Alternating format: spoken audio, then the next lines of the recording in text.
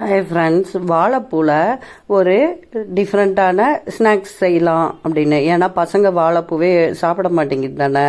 பாருங்கள், இந்த மாதிரி தோல் எடுத்து அதில் எல்லாம் நரம்பெல்லாம் எடுத்து சுத்தமாக எடுத்து வச்சிருந்தோங்க. இது எங்கள் தோட்டத்தில் விளைஞ்சதுனால நல்லா பெருசாக இருந்தது, ஃப்ரெஷ்ஷாக இருந்தது. அப்பயே பறித்து அப்பயே இது பண்ண அந்த பூவெல்லாம் எடுத்து அதில் இருக்கிற நரம்பு, அந்த வெள்ளை கலரில் இருக்கிறதெல்லாம் எடுத்து ஆஞ்சி கட் பண்ணி வேக வச்சுக்கணுங்க. இதை கட் பண்ணும்போது தயிர், புளிப்பு தயிரில் கட் பண்ணி போட்டிங்கன்னா கலர் மாறாமல் அப்படியே இருக்கும். பாருங்கள், இதே மாதிரி நான் எப்படி எடுக்கிறேன்னு பாருங்களேன். அந்த தோல் எடுத்துட்டு அந்த உள்ளே இருக்கிற நரம்பும் எடுத்துடணும். அப்போ தான் உங்களுக்கு அது பேதி ஆகாமல் இருக்கும் அப்படின்னு சொல்லுவாங்க.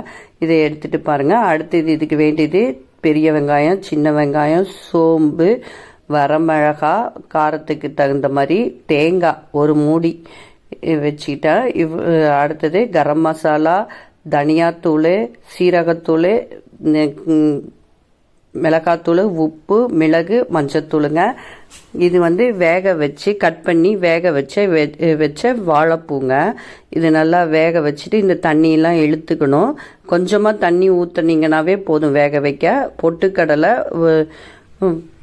50 போடணும். அரிசி மாவு வச்சுக்கணுங்க. பொட்டுக்கடலையை மிக்சியில் போட்டு அரைச்சி வச்சுக்கணுங்க.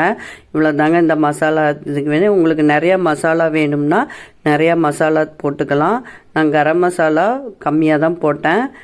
தனியாத்தூள், சீரகத்தூள் போட்டேன். இங்கே பாருங்கள், ஃபஸ்ட்டு வெங்காயத்தை அரைச்சிக்கிட்டாச்சு. பெரிய வெங்காயம், சின்ன வெங்காயம் அரைச்சிக்கிச்சு.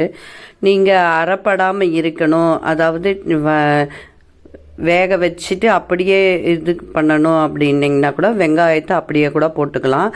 நான் அரைக்கிறதுக்கு போட்டுட்டேன். இது மாதிரி எல்லா தூளும் போட்டுட்டு தேங்காய் கொஞ்சம் போட்டுட்டேன். தேங்காய் அந்த துருவனது தேங்காயும் இதில் வச்சு அரைச்சி போட்டுட்டேங்க. கொஞ்சம் கொரகொரப்பாக எடுத்துக்கோங்க, அப்போ தான் நல்லது. லைட்டாக தண்ணி ஊற்றிக்கோங்க. வேக வச்ச வாழைப்பூவையும் இதில் போட்டு இது பண்ணிட்டேன். அந்த கரம் மசாலா எல்லாமே இதில் போட்டு அரைச்சி வச்சுக்கணுங்க. கொஞ்சம் கொரகொரப்பான தன்மையில் அரைச்சி வச்சுக்கணுங்க. அப்போ தான் உங்களுக்கு டேஸ்ட்டாக இருக்கும். கொஞ்சமாக தண்ணி ஊற்றிக்கோங்க. தேவைப்பட்டால் தண்ணி ஊற்றிக்கலாம், இல்லைனாலும் வேணாம். அதுவும் வேக வச்ச தண்ணியே கூட ஊற்றிக்கலாம். இந்த எல்லாம் கலந்து எடுத்து வச்சுக்கணுங்க. உங்கள் மேலில் வெங்காயம் போட்டாலும் சரி, இல்லை அரைக்கிறதுக்கு போட்டாலும் சரிங்க. உடச்ச கடலையை தனியாக, பொட்டுக்கடலையை தனியாக 50 கிராம் வாங்கி அரைச்சி பொடி பண்ணி வச்சுக்கணும்.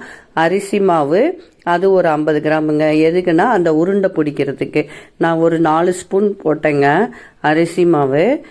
அதே போல் 2 ஸ்பூன் பொட்டுக்கடலை மாவு போட்டு போதுங்க. 50 கிராமுக்கு அவ்வளோதான் வரும். நல்லா கலந்து வச்சுக்கணும். இந்த மாதிரி கலந்து நல்லா இது பொடி வச்சுட்டு அப்புறம் எண்ணெய் காஞ்சவனே இது உருண்டையாக போடணுங்க. போடுறதுக்கு முன்னாடி கடுகு, சீரகம், பெருங்காயத்தூளை நல்லா தாளித்து அதில் கொட்டிக்கணுங்க. அப்போ தான் உங்களுக்கு அந்த டேஸ்ட் இருக்கும். அந்த பெருங்காயத்தூள் எல்லாத்தையும் கொட்டிட்டு சின்ன சின்னதாக உருண்டை பிடிக்கணுங்க.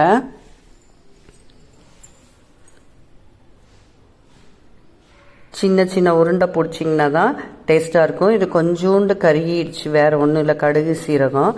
இது மாதிரி உருண்டை பிடிச்சி எண்ணெய் காஞ்சவனே, நல்லா புகை வந்தவனே இந்த மாதிரி உருண்டைங்களை போட்டு எடுத்திங்கன்னா அவ்வளோ டேஸ்ட்டாக இருக்கும். பசங்களுக்கு ஈவினிங் ஸ்நாக்ஸ் மாதிரியும் செஞ்சு கொடுக்கலாம். சாப்பாட்டுக்கும் வச்சு சாப்பிட்லாம். தயிர் சாதத்துக்கு அவ்வளோ டேஸ்ட்டாக இருக்குதுங்க. காரம் உங்களுக்கு தேவையான அளவு போட்டுக்கலாம். நான் வரமிளகா 3 தான் போட்டேன், மிளகு கொஞ்சம் போட்டுக்கிட்டேன். உங்களுக்கு தேவையான இது பாருங்கள், இந்த மாதிரி ப்ரௌனிஷாக வந்துடணுங்க. அப்போ தான் சூப்பராக இருக்குங்க. இது வாழைப்பூவில் சேர்ந்த கோலா உருண்டை அப்படின்னு வச்சுக்கலாங்க. ஈவினிங் டைமு பசங்களுக்கு செஞ்சு கொடுங்க. சத்தான பொருளாகும். ஏன்னா துவர்ப்பு, கார்ப்பு, இனிப்பு எல்லாம் சேர்ந்தாதான் குழந்தைங்களுக்கு நல்லது. ஏன்னா இப்போ கோடை காலத்தில் இருக்கிறதுனால அவங்களுக்கு வேண்டிய சத்துக்கள் செஞ்சு கொடுத்தா தான் அவங்களுக்கும் நல்லாயிருக்கும். லைக் பண்ணுங்கள், ஷேர் பண்ணுங்கள், சப்ஸ்கிரைப் பண்ணுங்கள் ஃப்ரெண்ட்ஸ்.